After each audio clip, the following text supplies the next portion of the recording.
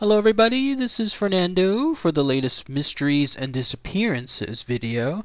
I wanted to touch on one of these and make it an of the week video, mainly because I haven't seen or haven't worked on one of these videos for a good while. In fact, it was since August of last year, so that's what, maybe a good 4 or 5 months since I've done these videos. So much so that I'm going to go ahead and make them my next series once I wrap out these Cryptids and Monsters videos, so be on the lookout for those soon. And in this particular entry, I wanted to go ahead and dedicate it to Martin Luther King Day just the other day, because in this case it had to do with another prominent African American, a pioneer as well within the early days of the United States. And unfortunately, even after everything he did, he ended up going missing thereafter. Nobody knows where his whereabouts were even to this very day. But it has to do with this gentleman you're looking at him now. He went by the name of James Derham, although also apparently he was also known as James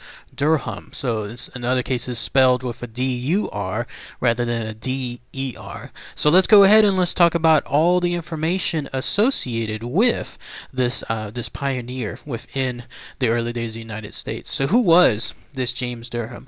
Well, before he ended up going missing, he was eventually the very first African American to practice medicine within the United States. So definitely, when I was mentioning a pioneer stance, it was not exaggerated. The very, very first African American to do so. But it all started from very, very humbling, very tragic beginnings. When he was born back on May 2nd, 1762, it was during the time period involving the dark days of slavery. Obviously, that was a very, very bad time within the United States. He was born there in Philadelphia, right within that world. And ever since he was a child up until his youth, he was pretty much sold throughout various owners. It just so happened, though, that later on, it seems like during his teens, he was sold to some owners, one succession after the other, 3 of them, in fact, it seemed like, that were all doctors. They were doctors or physicians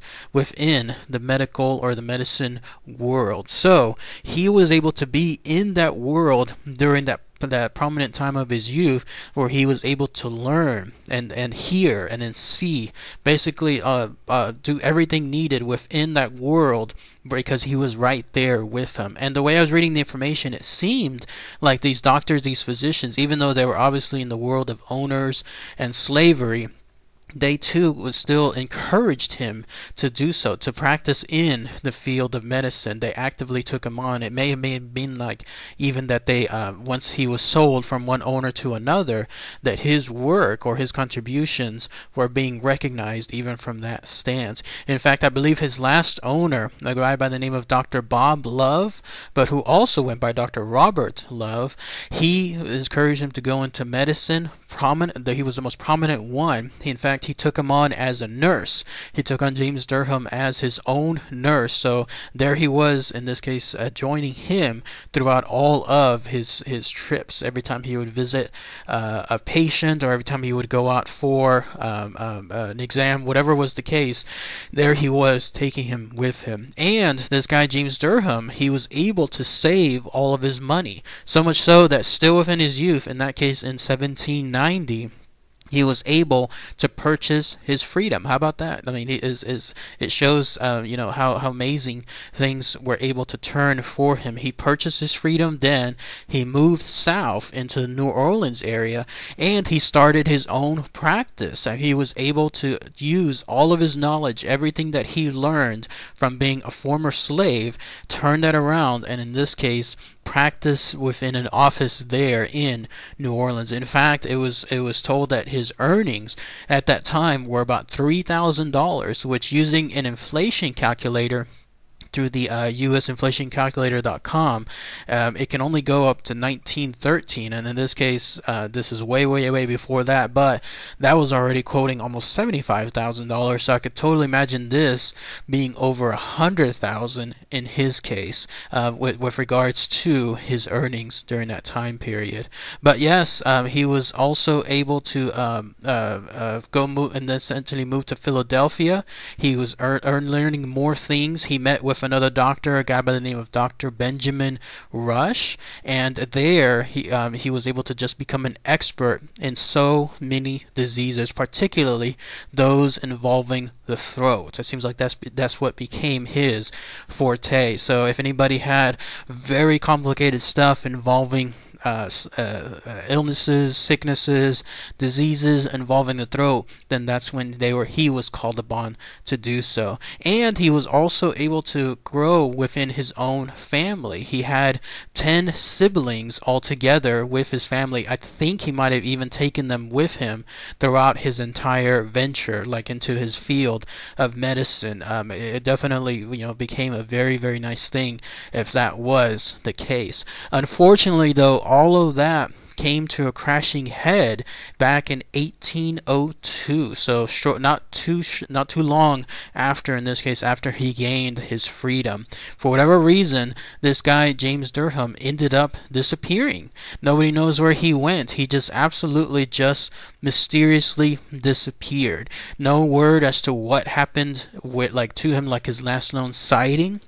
No word as to where he was going. You know how when usually there's anything involving a disappearance, somebody will know that this, just based on pattern, just based on history, somebody should be here during this time period, or they should be there within another time period, but nobody was able to even come up with that information. So to this very day, ever since 1802, this gentleman, Mr. James Derham, just ended up flat out disappearing off the face of the earth, and nobody has ever known what happened to him. Could he have come into some ill fortune, like in this case it was still the world of the days of slavery, so could he have come into something along those lines?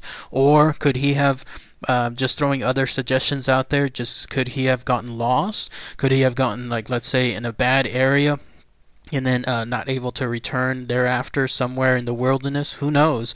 Maybe traveling from point A to point B, from one city to another.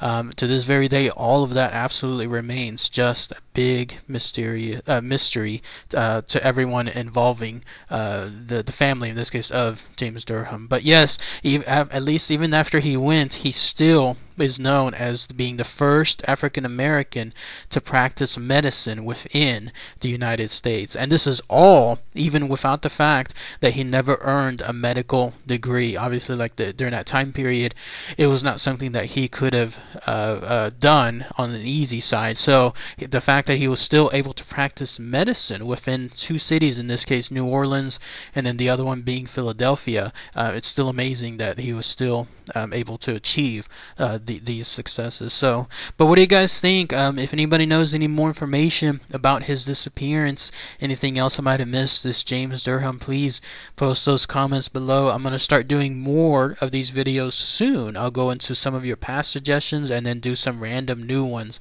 as well. So again, please be on the lookout for that too. By the way, if anybody's there in the Philadelphia area, if anybody knows if maybe there may have been a dedication, a monument, anything for this gentleman, for James Derham, please post those comments too. I would imagine that somebody would have had something in terms of even if it's a small, let's say, home that still has a historical site, maybe something dedicated to him.